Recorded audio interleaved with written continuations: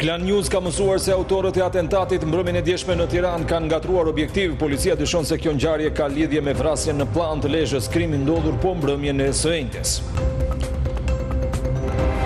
Kryeministri Edi Rama ka vizituar uzinën e bakrit në Rubik, e cila do të kthehet në fabrikë të prodhimit të armëve. Ai tha se ky projekt do të hap një front të ripunësimit dhe brenda mandatit të ardhshëm do të prodhohen edhe drone ushtarake.